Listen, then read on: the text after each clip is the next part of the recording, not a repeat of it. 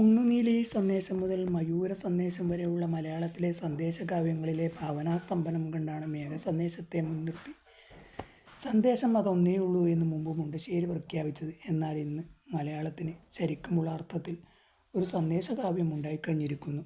അതാണ് ദുബായ് കത്ത്. ദരിദ്രരും പ്രവാസികളുമായ മുഴുവൻ മലയാളി പുരുഷൻ്റെയും സ്ത്രീയുടെയും സങ്കടങ്ങളാണ് അതിൽ നിന്നും ഇരമ്പിമറിയുന്നത്. ഇന്ന് കേരളത്തിൽ ദുബായിൽ നിന്ന് കേരളവും ഉണ്ടായിക്കഴിഞ്ഞെങ്കിലും എസ്.എ. ജമീലിൻ്റെ ദുബായ് കത്ത് ഇന്നും കണ്ണിണകളെ ആർദ്രമാക്കി.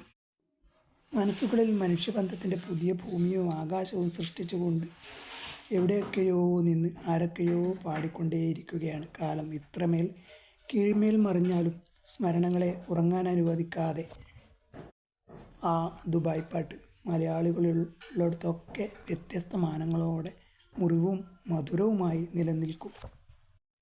പ്രശസ്ത ഗാനരചയിതാവും കവിയുമായ ശ്രീ എസ്.എ.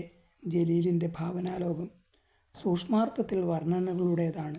എന്നാൽ ശരങ്ങൾ പോലെ തുളച്ചു കയറുന്ന വിമർശനങ്ങളുടെ സമാന്തരമായൊരു സമരവഴിയും തനിക്ക് നന്നായി വഴങ്ങുമെന്ന്